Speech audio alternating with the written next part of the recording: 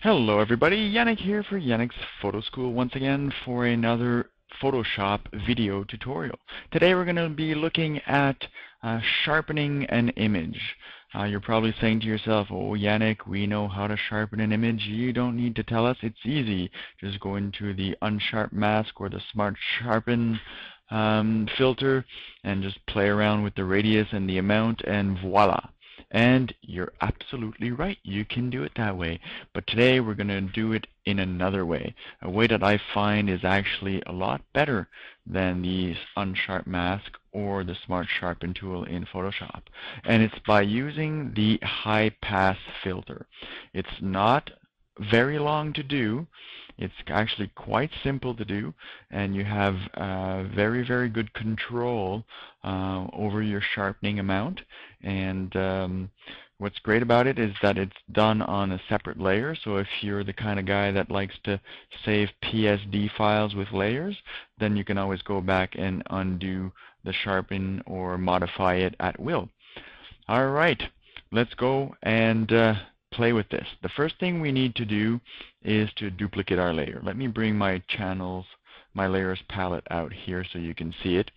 And to duplicate a layer, you Control J, and that duplicates your layer. And the next thing we need to do is to change that layer to a high pass layer. And we do this by going into Filter, Other, and the second one down, High Pass. A dialog box appears and your image becomes this awful looking gray, kind of like a gray plate, metal plate. Don't be alarmed, this is normal. This is what high pass does, and we'll be modifying that. Now, the only function we have in this dialog box is the radius of our high pass. Now, what you see as gray is where the high pass won't be affected, or in other words, the sharpening won't be affected. So the higher up you bring that, as you can see, the more grossly over-processed sharpening will appear. Now, I like to have it between 5 and 10 pixels because it's better to have more than less, because after that you can, just by bringing down the opacity of your layer, decrease the amount of sharpening. And you can't bring your opacity over 100, so you can't increase the sharpen. So that's why I like to give it a little bit more oomph and then tone it down after. So let's say 6.3 looks good. We'll click OK, and this is where the fun begins.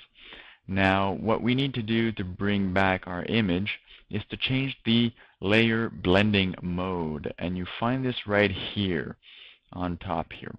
And we click on the arrow. Now, of course, when I record with Camtasia, it bumps my menu over, but usually it appears right down here. So let me just go here, and let's select Overlay. Now we can select Overlay, Soft Light, Hard Light, Vivid Light, and Linear Light, and they each have their own strength. I like either Soft Light, Hard Light, or Overlay, but let's just click on Overlay. And there you go. It brings everything back. Let's look at a before and after. I'm not sure if you're going to see it on the video, so let me zoom in at 100% on the little baby's eye. Before and after. I'm sure you can see the difference there, before and after. And of course, as I mentioned, you can play and go to soft light, which would be a bit more subtle. You can do it with hard light, which I find sometimes is a little too extreme. I like overlay, it's kind of like in the middle. And if it's still too much, I can just reduce the opacity of my layer to my liking. And it's that simple. Now, of course, this affects the whole image. Now, if you only want it to affect a certain part of the image, what you would need to do after that is to go and erase where you do not want the sharpening to be applied to. And you can do that by creating a layer mask on your high pass layer.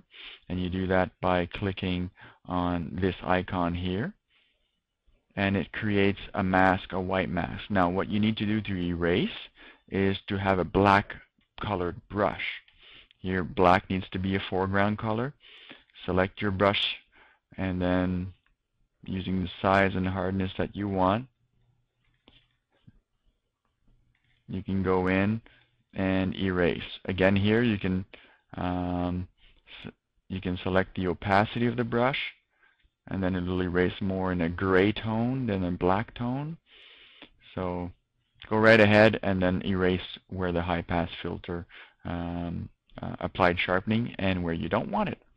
And that's it. That's the tutorial for today. I hope you enjoyed it.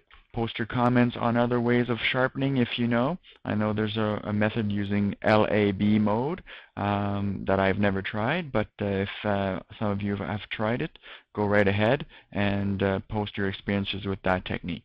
This is Yannick Chauvin signing out for Yannick's Photo School. Talk to you soon. Bye-bye.